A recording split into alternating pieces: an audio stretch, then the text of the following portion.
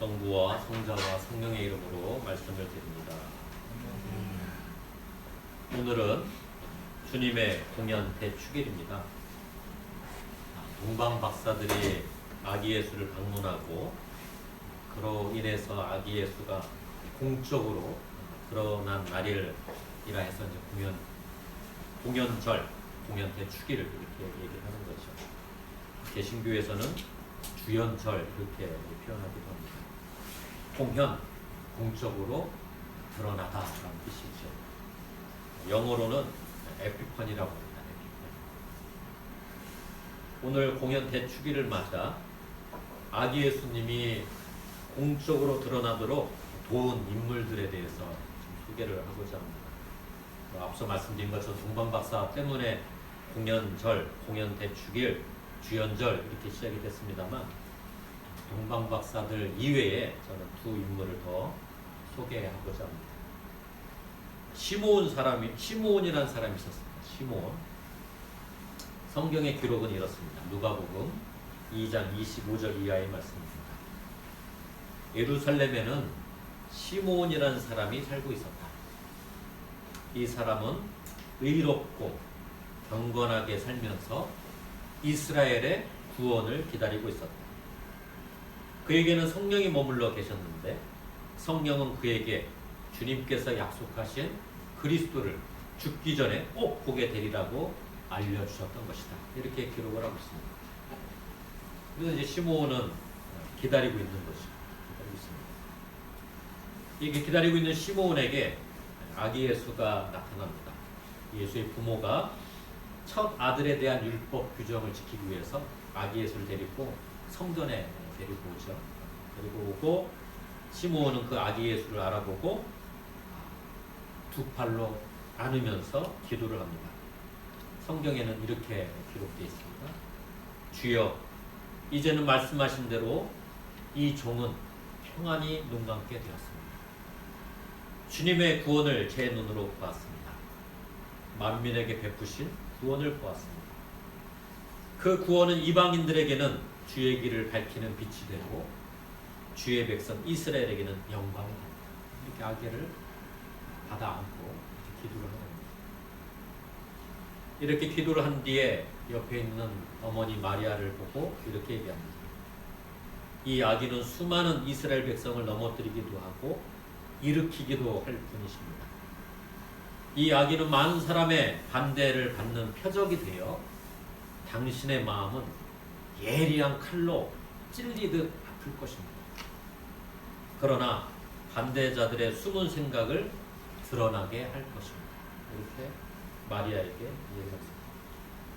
시므온은 의롭고 경건하게 살면서 이스라엘의 구원을 기다리고 있었다. 이렇게 기록을 하고 있습니다. 이 기록을 명심해야 할 것 같습니다. 의롭고 경건하게 살면서 이스라엘의 구원을 기다리고 있었다. 다음으로 안나라는 여성이 있습니다. 안나. 성경에는 이렇게 기록하고 있습니다. 누가복음 2장 36절 이하의 말씀입니다. 피누엘의 딸로서 아셀 지파의 혈통을 이어받은 안나라는 나이 많은 여자 예언자가 있었다. 그는 결혼하여 남편과 7해를 같이 살다가 과부가 되어 84살이 되도록 성전을 떠나지 않고 밤낮 없이 단식과 기도로서 하느님을 섬겨왔다. 이 여자는 예식이 진행되고 있을 때에 바로 그 자리에 왔다가 하느님께 감사를 드리고 예루살렘이 구원될 날을 기다리던 모든 사람에게 아기 예수의 이야기를 하였다. 이렇게 성경은 기록하고 있습니다. 안나는 여성이었지만 예언자였습니다. 성전을 지키던 예언자였습니다. 무슨 예언을 했던 여인이었을까요? 예루살렘이 이스라엘이 구원될 것이라는 예언을 확실하게 믿고 그 예언을 전파했던 예언자였던 것이죠. 오늘의 구약 말씀은 앞뒤 내용을 꼼꼼히 보시면 이스라엘 백성들에게 앞으로 어떤 일이 펼쳐질 거라는 예언의 말씀이 담겨 있습니다.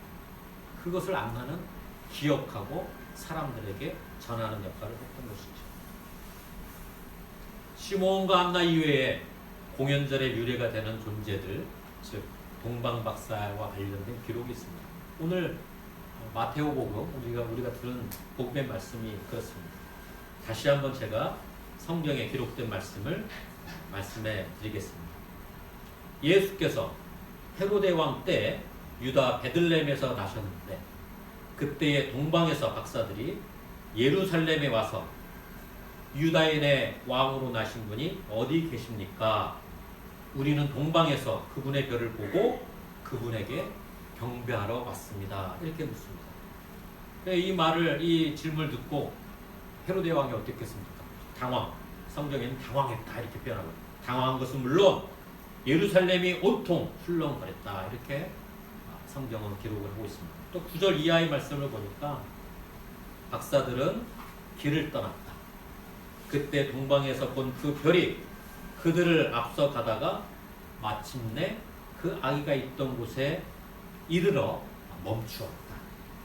이를 보고 그들은 대단히 기뻐하면서 그 집에 들어가 어머니 마리아와 함께 있는 아기를 보고 엎드려 경배한다. 그리고 보물상자를 열어 황금과 유황과 몰약을 예물로 드렸다. 박사들은 꿈에 헤로데에게로 돌아가지 말라는 하느님의 지시를 받고 다른 길로 자기 나라에 돌아갔다. 이렇게 성경은 기록하고 있습니다. 여기서 말한 박사가 누굴까? 이렇게 쭉 찾아보니까 마고스 이렇게 표현되어 있다고. 이 마고스는 누굴까? 당시 이 마고스란 뜻은 점성술사, 마술사 이런 뜻입니다. 근데 이제 점성술사, 마술사 이렇게 하면 긍정적인 이미지보다는 약간 부정적인 이미지가 더 떠오르죠.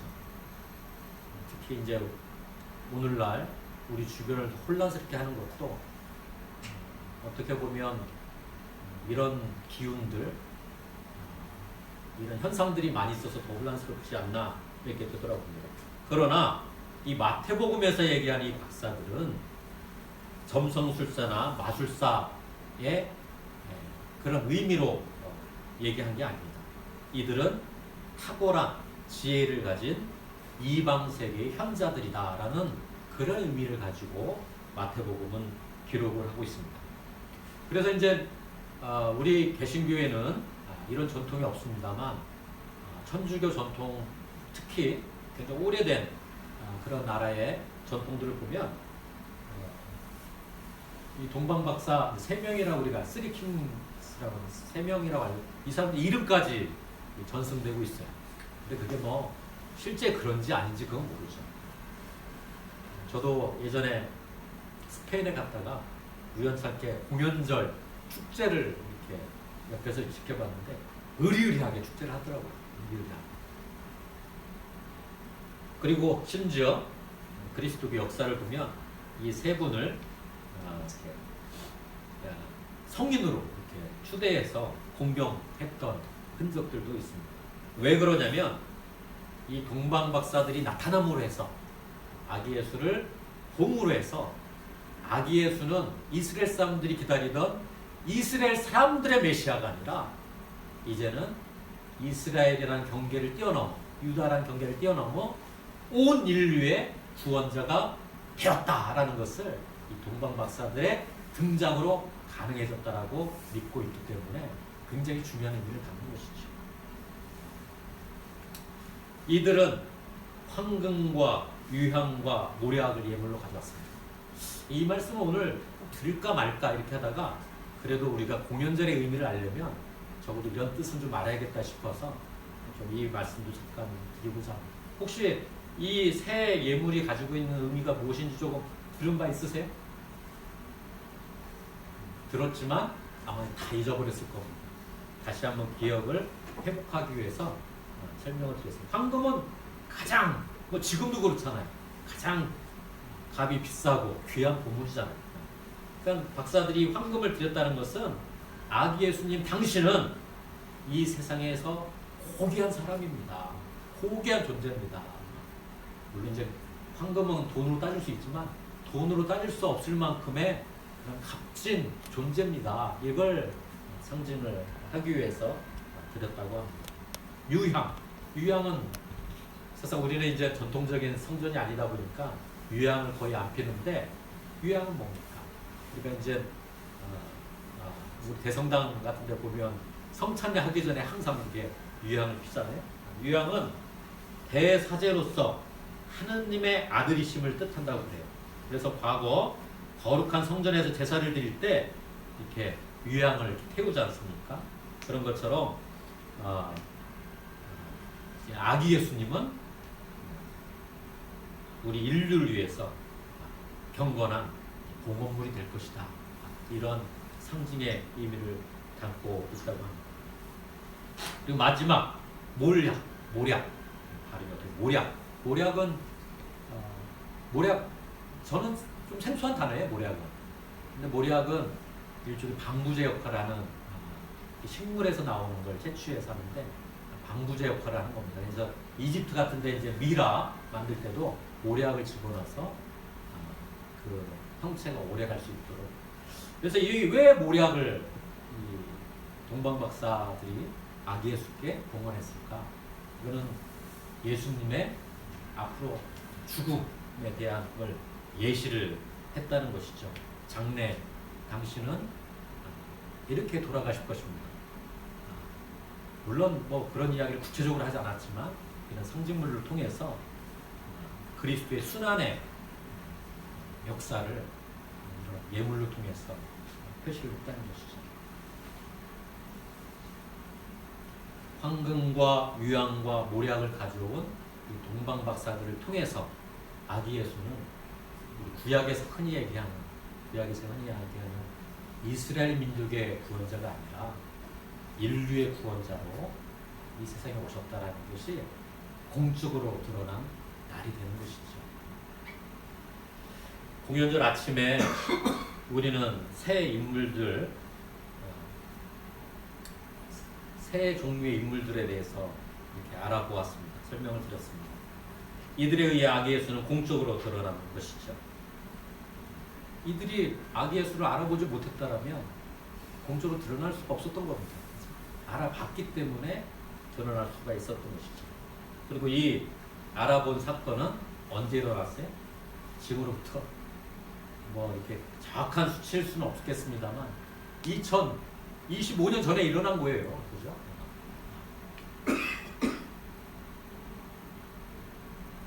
2025년 전.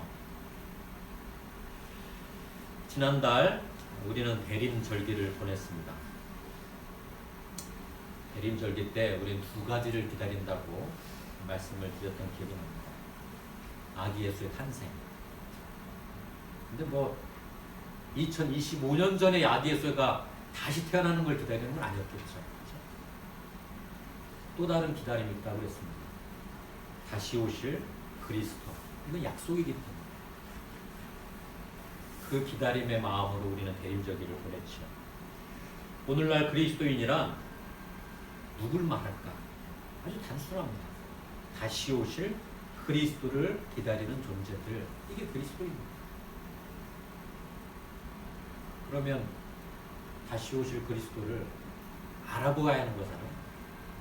왔는데도 아기 예수가 태어났는데도 아기 예수의 지를 모르는 수많은 사람들이 있었듯이 다시 오시는 그리스도를 우리가 볼 수 있는 눈을 갖고 있어야 하는 것이고 그런 마음을 키워야 하는 것이고 그런 태도가 있어야 하는 거 아니겠습니까? 공연절 아침에 저는 제 자신을 포함하여 여러분께 우리가 다시 오실 그리스도를 알아볼 수 있는 존재인지를 묻고자 합니다.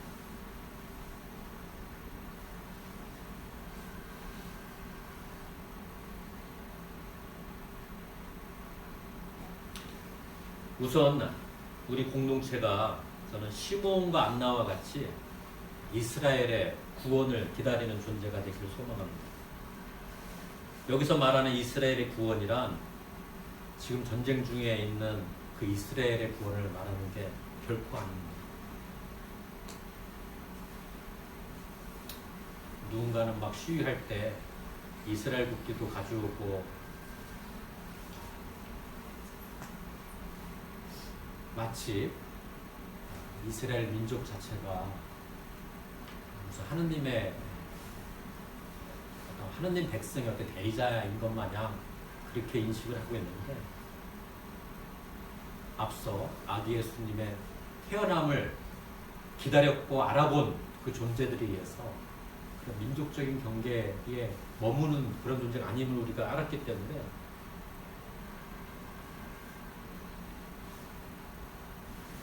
적어도 이 땅에 살면서 다시 오실 그리스도를 기다리는 존재라면 이 땅에 펼쳐질 구원의 역사를 알아야 할 것입니다.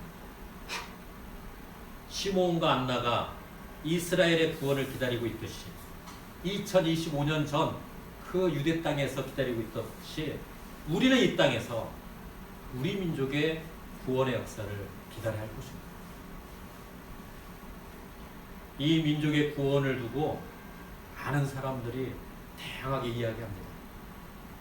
2025년 오늘을 살아가는 우리 세대에 있어서 우리가 품어야 할, 이 땅에 살고 있는 사람들이 우리가 품어야 할 구원의 역사가 과연 무엇일까요? 여러분에게 자녀가 있습니다. 또 손주가 있을 수도 있습니다. 옆에 앉혀놓고, 야, 이 땅의 구원의 역사는 이런 거야. 이 민족의 구원의 역사는 이런 거야. 그 아이들이 듣고 이해할 수 있도록 어떻게 설명하겠습니까? 제가 품은 구원의 역사는 이렇습니다. 분단의 벽이 무너지고 남과 북의 사람들이 왕래가 이루어지는 것이 저는 이 민족의 구원의 역사다. 이렇게 단호하게 말씀드리고 싶습니다. 이렇게 얘기하면 성서학자나 또 큰 교회를 이렇게 담임하는 목회자나 큰 교회 성직자들은 이렇게 유치한 얘기를 하고 있어. 너 아직 멀었구나. 이렇게 얘기할지도 모릅니다. 그러나 저는 그렇게 품었습니다. 저는 그 품은 구원의 역사를 포기하지 않을 겁니다. 유치하고 쪼잔해 보이고 비현실적으로 보일지언정 저는 그렇지 않을 것입니다. 그때를 기다리며 시몬처럼 안나처럼 살아갈 것입니다. 우리 공동체가 그렇게 살기를 원합니다. 다음으로 우리가 동방박사들이 똑같이 될 수는 없겠지만 동방박사와 같은 모양새로 살아가는 공동체가 되었으면 좋겠습니다. 동방박사들은 빛을 따라가는 사람들이었습니다. 빛을 바라볼 줄 알았던 존재들이었죠. 빛이란 무엇입니까? 여러 서적을 통해서 빛에 대한 이야기가 나올 수 있겠습니다만 우린 성경을 제일 먼저 근거로 삼잖아요. 요한복음 1장 이렇게 기록을 하고 있습니다. 한처음 천지가 창조되기 전부터 말씀이 계셨다. 말씀은 하느님과 함께 계셨고 하느님과 똑같은 분이셨다. 말씀은 한처음 천지가 창조되기 전부터 하느님과 함께 계셨다. 모든 것은 말씀을 통해서 생겨났고 이 말씀 없이 생겨난 것은 하나도 없다. 생겨난 모든 것이 그에게서 생명을 얻었으며 그 생명은 사람들의 빛이었다. 이렇게 기록하고 있습니다. 빛이 곧 생명입니다. 근데 그 생명은 어떻게 만들어지나요? 말씀으로 이루어졌다. 이렇게 기록을 하고 있습니다. 이 말씀이 뭡니까? 로고스, 진리입니다. 진리. 동방박사들은 진리를 찾고 따르던 존재들이었죠. 2025년을 살아가는 우리도 그랬으면 좋겠습니다. 진리를 찾고 쫓는 존재들 말입니다. 그 진리는 어디에서 온 겁니까? 우리에게는 내면에 빛이 있습니다. 왜? 우리도 말씀으로 생명이 된 존재들이고 생명의 빛이 있기 때문에 우리 안에는 빛이 있는 겁니다. 그 빛이 밝혀지면 진리를 보게 되고 진리를 쫓게 됩니다. 이게 제 믿음입니다. 제 고백입니다. 내면의 빛을 찾고 그 빛이 꺼지지 않도록 수행하는 공동체. 오늘 서신 말씀은 바울 성인의 고백을 담고 있죠. 나는 하느님께서 거둬주신 은총을 받고 내 속에서 활동하시는 하느님의 능력에 힘입어 이 복음을 전하는 일꾼이 되었습니다. 나는 모든 성도들 중에 가장 보잘것없는 사람입니다. 아니, 그보다도 못한 사람입니다. 그런데도 하느님께서는 나에게 이 은총을 주셔서 헤아릴 수 없이 풍요하신 그리스도에 관해 그런 복음을 이방인들에게 전하게 하셨고, 또 만물의 창조주이신 하느님께서 과거에 감추고 계시던 심오한 계획을 어떻게 실현하시는지를 모든 사람에게 분명히 알려주게 하셨습니다. 예전에 제가 수원교회 가서도 이 말씀을 가지고 나눈 적이 있었는데, 바울은 12제자들하고 섞일 수가 없는 사람이었습니다. 왜? 12제자는 뻔히 봤거든요. 바울이 무슨 짓을 했었는지. 회심했다고 하지만 그걸 받아들일 수 있겠습니까? 바울은 어떻게 했겠습니까? 저는 무슨 일을 해야 합니까? 그럴 때 바울이 심오한 계획을 부여받습니다. 바울에게 있어서 심오한 계획이 뭡니까? 그래, 나는 유대인이지만 유대인들을 보고 나를 부르신 게 아닙니다. 이방인들로 나가자 해서 우리도 이렇게 신앙이 된 겁니다. 우리가 가지고 있는 심오한 계획은 뭘까? 우리 공동체에 부여하신 심오한 계획은 뭘까? 바울 성인의 고백처럼 우리에게 주신 심오한 계획을 이루어가는 2025년 또 저와 여러분이 되시기를 이 시간 간절히 기도합니다. 성부와 성자와 성령의 이름으로 말씀을 드렸습니다. 오늘의 말씀을 기억하며 잠시 침묵하겠습니다.